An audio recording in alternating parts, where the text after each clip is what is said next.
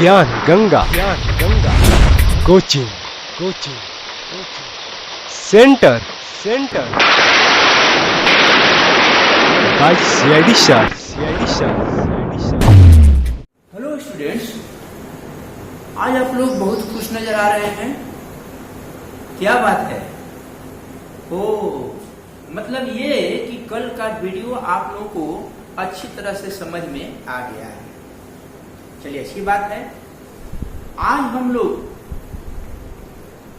Number system के networking को आगे बढ़ाते हुए उसी का एक टॉपिक है, रेशनल नंबर है, जिसकी चर्चा हम पिछले वीडियो में कर चुके हैं। उस पर आज विशेष जानकारी लिया जाएगा। लेकिन इसके पहले वे विद्यार्थी जो पहली बार ये वीडियो देख रहे हैं, कृपया इसके पहले वाला वीडियो आप जरूर देखेंगे, क्योंकि साइंस मैथ का नेटवर्किंग होता है। जब से आप पिछला टॉपिक नहीं समझेंगे, तब से आगे वाला बात आपको अच्छी तरह से समझ में नहीं आएगी। तो आप इसके लिए YouTube पर जाएंगे और वहां पर ज्ञान Ganga coaching centre Sasaram search करेंगे, तो आप पिछला वीडियो आपको मिल जाएंगे। लेकिन एक बात ध्यान देने वाली बात है कि पढ़ाई जो है वह नॉन ब्रेकेबल होनी चाहिए। पढ़ाई और तपस्या, ये दोनों को एक श्रेणी में रखा गया है और दोनों बिना ब्रेक के होना चाहिए। अगर तपस्या में भी ब्रेक हो जाता है तो आपकी तपस्या सफल नहीं होती है, और पढ़ाई में भी अगर ब्रेक कर देते हैं तो आप पूरी तरह से पढ़ाई को समझ नहीं पाएंगे। तो आप लोग का प्रयास रहना चाहिए कि किसी भी परिस्थिति में पढ़ाई का नेटवर्क न टूटे।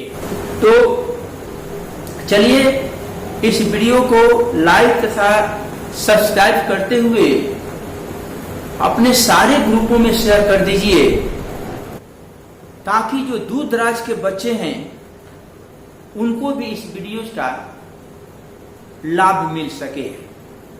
तो अब हम चलते हैं अपने टॉपिक पर।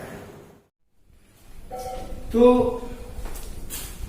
स्टूडेंट्स, पिछला लेक्चर में हम लोग नंबर सिस्टम पर बात किए थे, और ये जो हमारा सीक्वेंस है उसको हम लोग भली भांति समझ लिए।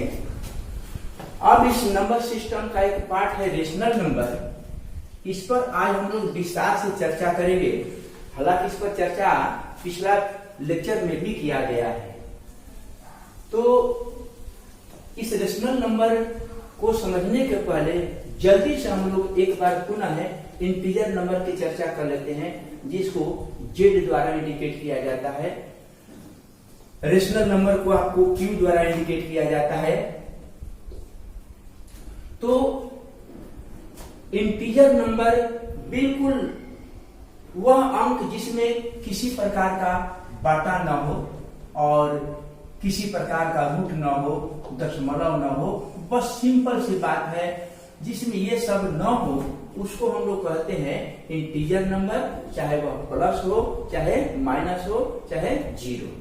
सीधा अंक, पूरा अंक। तो इसकी चर्चा हम पिछला वीडियो में किए हैं, तो इसको ध्यान में थोड़ा रखिएगा। अब हम लोग चलते हैं रेशनल नंबर के विषय में। तो इसका जो जनरल फॉर्म होता है वह P/Q, जैसा कि हम लोग समझ चुके हैं। Where P and Q are integer, जहां P और Q क्या है, दोनों ही इसी में से कोई अंक होंगे, इंटीजर नंबर ही होंगे। But Q is not equal to 0। लेकिन Q का मान, जो हर का मान है, जो डिनोमिनेटर है, वह कभी 0 नहीं होगा। जैसे 2/3, देखिए 2 भी इंटीजर इसी में से लिया गया है और 3 भी इसी में से लिया गया है।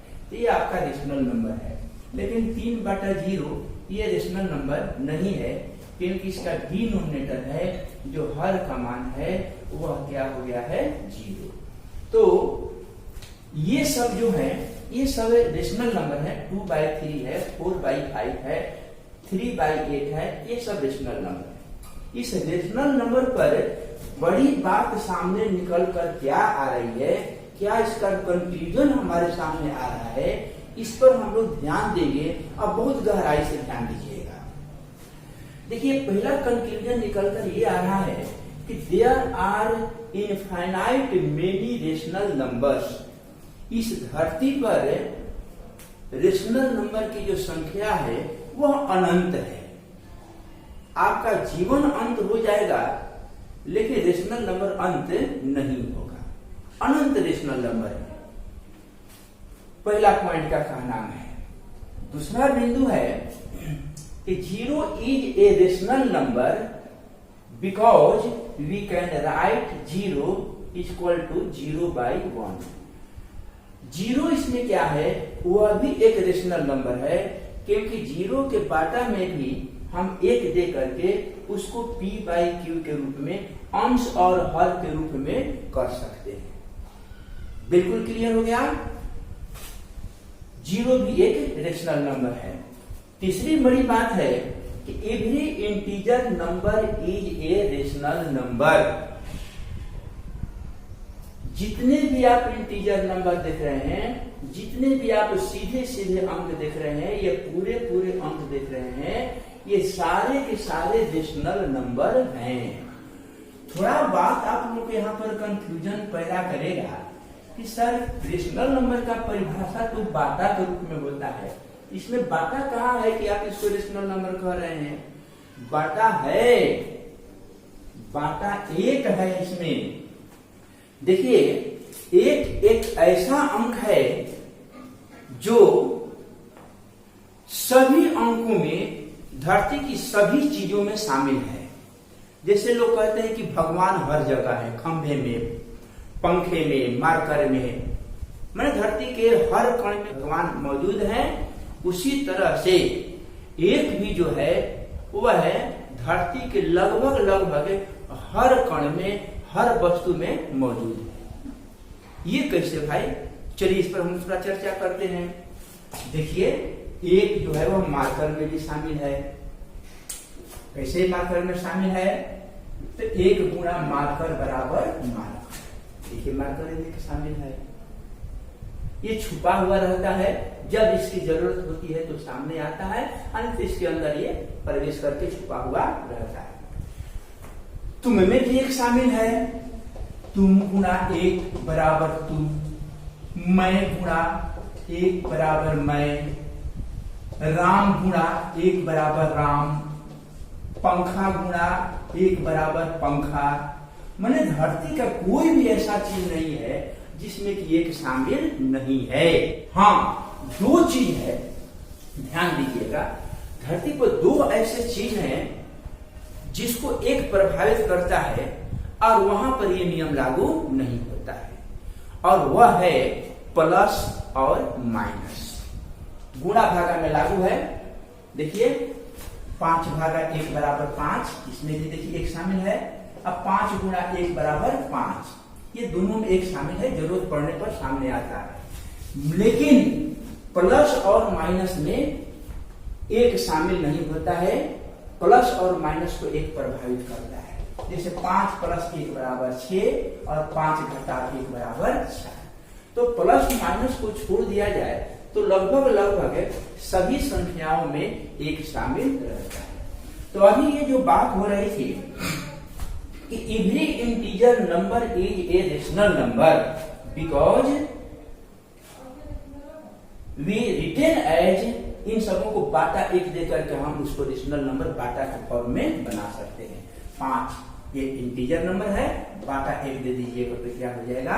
Rational number. तो हम समझते हैं कि ये तीसरा पॉइंट भी आप लोगों को समझ में आ गया है। अब इसका हाँ, तो चलिए अगला जो चौथा नंबर है, there are infinite rational numbers between 2 rational numbers. यहाँ पे ये कह रहा है कि 2 रेशनल नंबर पहले से दिए गए हैं, 2/3 है और 4/5 है। तो कह रहा है कि इसके बीच में इनफाइनाइट अनंत रेशनल नंबर है। अगर ये दोनों को जोड़ दिया जाए और 2 से भाग दिया जाए तो इसके बीच में ये रेशनल नंबर मिल सकता है, कुछ भी मान लीजिए मिल जाएगा। फिर इन दोनों को जोड़िए और 2 से भाग दीजिए तो फिर यहाँ मिल जाएगा। फिर ये दोनों को जोड़िए, 2 से भाग दीजिए तो फिर यहाँ मिल जाएगा। मतलब कि हमेशा हर 2 पॉइंट को जोड़ करके 2 से भाग देते चले जाएंगे तो हर एक तीसरा आपको रेशनल नंबर में मिलते चला जाएगा। इस तरह से 2 रेशनल नंबर के बीच में, 2 परिमेय संख्याओं के बीच में अनंत परिमेय संख्या होती है। क्लियर? अब चलिए आगे। रेशनल नंबर का एक और स्पेशल केस है और वह है इक्विवेलेंट रेशनल नंबर। अब इक्विवेलेंट रेशनल नंबर हम लोग किसको कहते हैं, थोड़ा ध्यान दीजिए। यहां इसका कह रहा है कि rational number have many equivalent not an unique. Unique का अर्थ होता है अद्वितीय, सिंगल, अकेला। तो कह रहा है कि रेशनल नंबर का जो रूप होता है, जो फॉर्म होता है, वह है बदलते रहता है। वह बहुत एक ही रेशनल नंबर विभिन्न रूपों में आपके सामने आ सकता है। जैसे हम लोग हैं तो हम लोग का भी फॉर्म बहुत सारा है। अभी आप लोग यहाँ कोचिंग में बैठे हुए हैं तो आप लोग अपने ड्रेस, कोचिंग के ड्रेस में बैठे हुए हैं या कोचिंग के यूनिफॉर्म में हैं। अगर यहाँ से घर पर जाएंगे तो वहाँ घर के फॉर्म में हो जाते हैं, वहाँ का ड्रेस आपका कुछ और हो जाता है। अगर आप स्कूल में जाते हैं तो वहाँ का ड्रेस कुछ और हो जाता है, स्कूल का ड्रेस हो जाता है। तो यहाँ पर जैसे हम लोग का फॉर्म बदलते रहता है, उसी तरह से इसका भी फॉर्म बदलते रहता है। जैसे देखिए, एक रेशनल नंबर 1/2 है, इसको हम 2/4 भी लिख सकते हैं। क्या प्रॉब्लम है? जो 1/2 है वही 2/4 है, 2 दूनी का 4 कट जाएगा। वहीं 5/10 है, 5 दूनी 10, वहीं 50/100 है। वहीं इसको आप लिख सकते हैं 5000/10,000। तो एक रेशनल नंबर का अनंत फॉर्म होते हैं और ये सारे फॉर्म में को एक साथ कहा जाता है इक्विवेलेंट रेशनल नंबर। तो स्टूडेंट्स, रेशनल नंबर का हम लोग अब अगला पॉइंट पढ़ने जा रहे हैं, सिंपल फॉर्म, जिसको स्टैंडर्ड फॉर्म भी कहा जाता है। Simple form of rational number. तो इसको जानने के पहले हम एक प्राइम फैक्टर के विषय में थोड़ा जानकारी ले लेते हैं, जिसको अभाज्य गुणनखंड हिंदी में कहा जाता है।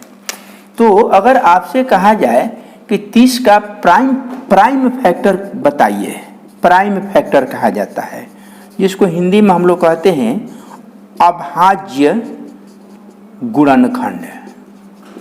तो गुणनखंड, तो 30 का तो फैक्टर आपका जो होगा, 30 का फैक्टर 10 गुणा 3 भी होगा, 5 गुणा 6 भी होगा, 2 गुणा 3 गुणा 5 भी होगा।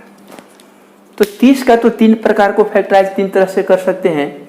10 गुणा 3 कर सकते हैं, 5 गुणा 6 कर सकते हैं और 2 गुणा 3 गुणा 5 कर सकते हैं। तो यहाँ पर देखिए, अभी 10 का और फैक्टर किया जा सकता है और इसमें 6 का भी फैक्टर किया जा सकता है, फैक्टर किया जा सकता है। तो जब तक फैक्टराइज होगा तब तक से उसको हम लोग प्राइम फैक्टर नहीं कहेंगे। लेकिन यहाँ पर देखिए, अब 2 का टुकड़ा नहीं होगा, अब 3 का टुकड़ा नहीं होगा, अब 5 का टुकड़ा नहीं होगा। तो अब इसमें किसी भी फैक्टर का और अब फैक्टर नहीं होगा, इसलिए यह 30 का प्राइम फैक्टर कहा जाएगा। और जबकि ये दोनों प्राइम फैक्टर नहीं होंगे, क्योंकि 10 का भी फैक्टराइज किया जा सकता है और 6 का भी फैक्टराइज किया जा सकता है। तो प्राइम फैक्टर आप लोग समझ गए। अब एक बात और थोड़ा समझ लीजिए ताकि इसको समझने में आसानी हो जाए एक कॉमन फैक्टर होता है। कॉमन फैक्टर के भी विषय में हम लोग थोड़ा जानकारी ले लेते हैं। जैसे मान लिया जाए कि यहाँ पर 10/15 है, तो इसमें 10 और 15 में कॉमन फैक्टर क्या है?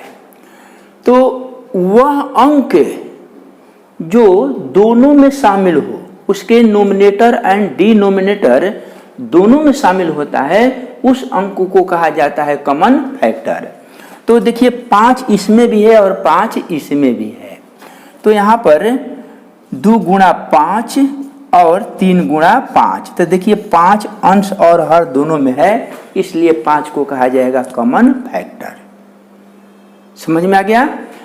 जिसे आपसे पूछा जाए कि 18 और 12 में कॉमन फैक्टर क्या है, तो निश्चित रूप से 6 है। 6 दूनी 12, 6 तिरी 18, ये कॉमन फैक्टर है। तो इस तरह से कॉमन फैक्टर के विषय में भी हम लोग जान गए।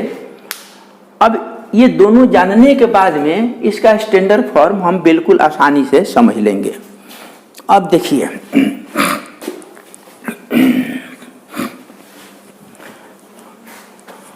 अब यहाँ ये कह रहा है कि जिससे हम मान लें कि 18/12 ही ले रहे हैं, तो अब इसको कटा करके इतना छोटा कर दीजिए कि अब उसमें एक के अलावा कोई दूसरा फैक्टर न हो। जैसे अगर हम लोग इसको कटाते हैं या इसको फैक्टराइज कर दीजिए, प्राइम फैक्टर ऊपर वाला कर दीजिए, 2 गुणा 3 गुणा तो 6 गुणा 3 प्राइम फैक्टर कर दीजिए, नीचे वाला कोई प्राइम फैक्टर कर दीजिए, तो 2 गुणा 4। अब इसमें से देखिए ये 2 कट गया, 2 गुणा 3, और देखिए ये 3 भी कट गया, तो बचा का 3/2। अब देखिए 3 और 2 में एक को छोड़ करके कोई दूसरा अब फैक्टर शामिल नहीं है। इसमें था कि 2 भी दोनों में शामिल था, 3 भी दोनों में शामिल था, लेकिन अब एक को छोड़ करके कोई दूसरा अंक दोनों में शामिल नहीं है। तो इस फॉर्म में ला देने की क्रिया को और साथ में नीचे जो डिनोमिनेटर है वह कभी माइनस नहीं होना चाहिए। तो देखिए यहाँ डिफिनेशन हम लोग समझ जाएंगे। ए rational number p by q is said to be in its standard form if p and q having no common factor other than 1। p about q में अंश तथा हर में एक को छोड़ करके कोई दूसरा कॉमन फैक्टर न हो, साथ में q is not equal to 0। यह तो रेशनल नंबर का रूल ही है। और एक कह रहा है कि q is always positive, q का जो मान है हमेशा पॉजिटिव होना चाहिए। जैसे मान ली कि यहाँ पर माइनस रहता तो यहाँ भी माइनस रहता, तो अभी यह स्टैंडर्ड फॉर्म में नहीं है।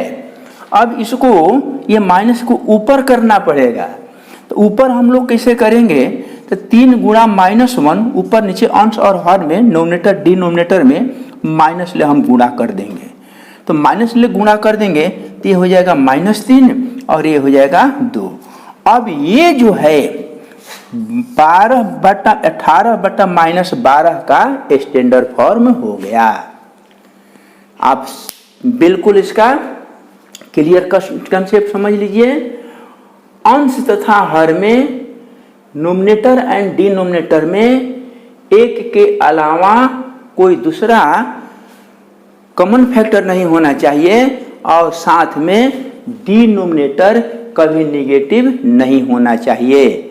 इसको उस रूप में कन्वर्ट कर देने के प्रोसेस को, क्रिया को कहा जाता है सिंपल फॉर्म या स्टैंडर्ड फॉर्म होना चाहिए। मतलब कि ये आपका स्टैंडर्ड फॉर्म नहीं है, ये आपका स्टैंडर्ड फॉर्म है।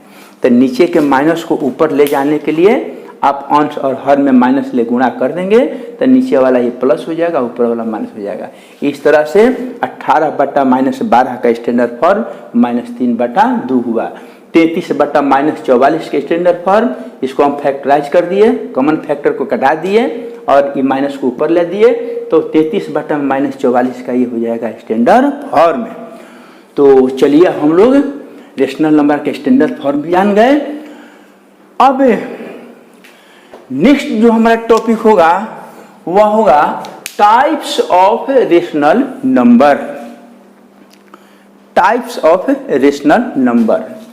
तो देखिए स्टूडेंट्स, यहाँ पर बहुत सारे रेशनल नंबर दिए गए हैं, ढेर सारे रेशनल नंबर दिए गए हैं, लगभग सब एक ही तरह का है, लेकिन इसी में दो प्रकार के, दो टाइप्स के यहाँ पर रेशनल नंबर इन्वॉल्व हैं जो हम देखकर नहीं पहचान सकते हैं। तो रेशनल नंबर को दो भागों में बांटा गया है। एक का होता है टर्मिनेटिंग डिसिमल और एक होता है non terminating decimal. Terminating and non terminating. तो टर्मिनेटिंग और नॉन टर्मिनेटिंग को हम लोग कैसे डिफाइन करेंगे? बहुत ही सिंपल चीज है, घबराने की जरूरत नहीं है, डटे रहिए आप वीडियो पर। देखिए, अगर हम ये रेशनल नंबर उठा लिए, अब इसको चेक करना है कि यह टर्मिनेटिंग है कि नॉन टर्मिनेटिंग है, तो हम 3 में 4 का भाग देंगे। डिसिमल हो जाएगा यहाँ पर 0, ये 7 मर्द में 28 और 2 0, 4 5 20। यहाँ पर देखिए रेस्ट जो है 0 हो गया,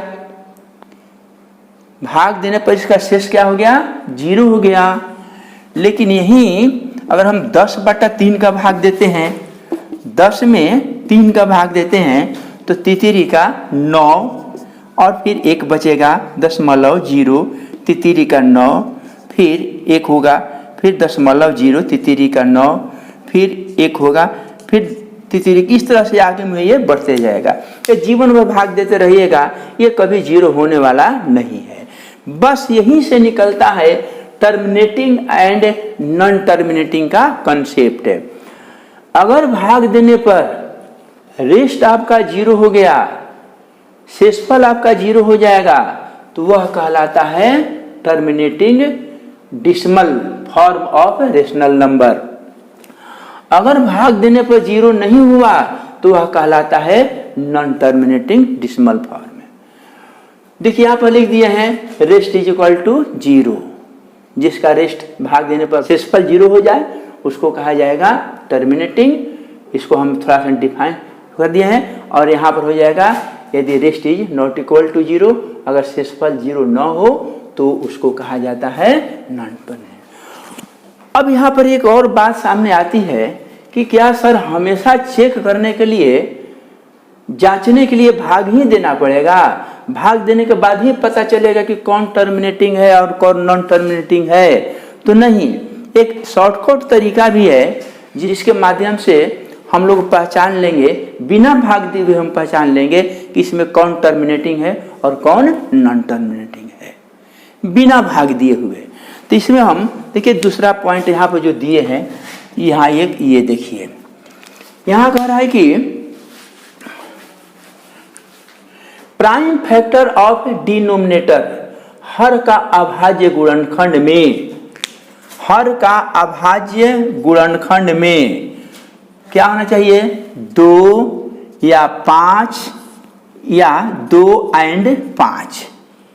अगर हर का हम गुणनखंड करें, अभाज्य गुणनखंड करें, प्राइम फैक्टराइज करें, उसमें 2 आ जाए, 5 आ जाए या 2 और 5 दोनों आ जाए, तो बिना भाग दिए हम पहचान लेंगे कि यह तो क्या है?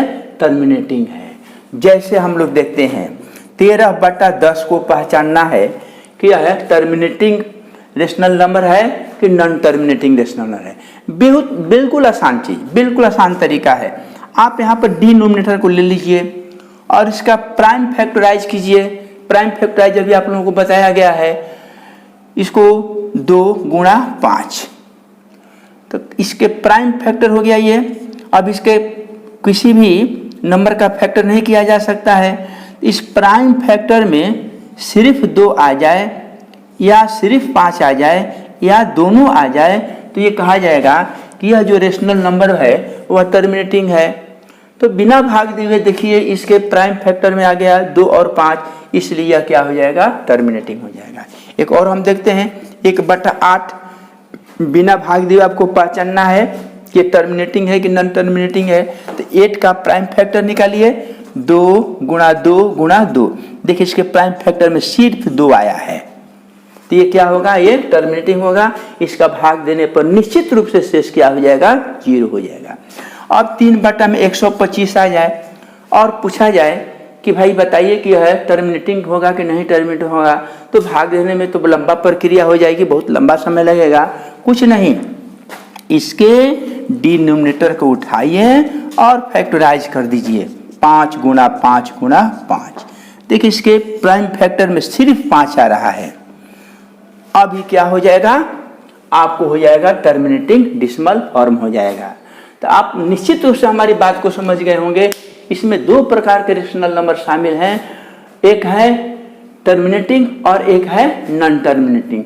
तो जिसके हर के अभाज्य गुणनखंड में प्राइम फैक्टर में सिर्फ 2 आ जाए, केवल 5 आ जाए या 2 और 5 दोनों आ जाए, उस प्रकार के रेशनल नंबर को हम लोग कहेंगे टर्मिनेटिंग डिसिमल।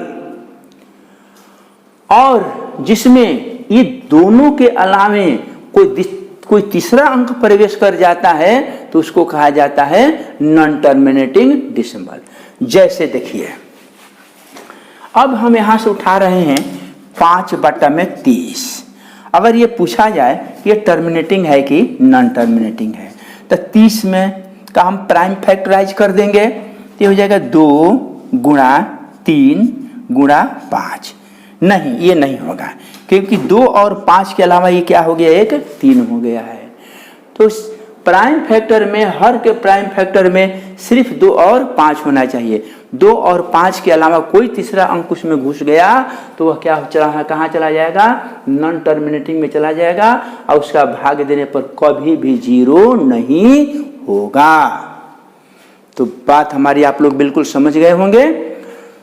तो यहाँ पर वही लिखा गया है, 2 और 5 कर दे रहे हैं, रेस्ट 0 होना चाहिए तो हो जाएगा टर्मिनेटिंग।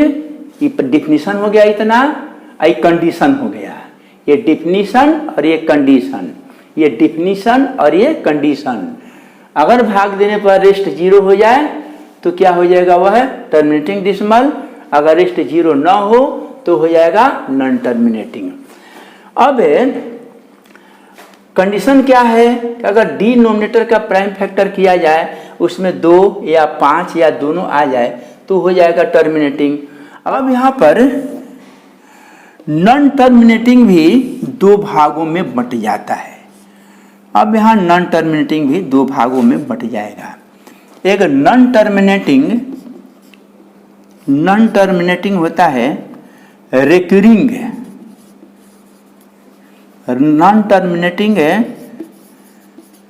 रेकरिंग होता है, और एक नॉन टर्मिनेटिंग नॉन रेकरिंग होता है, नॉन रेकरिंग होता है। यह भी 2 भागों में बढ़ जाता है।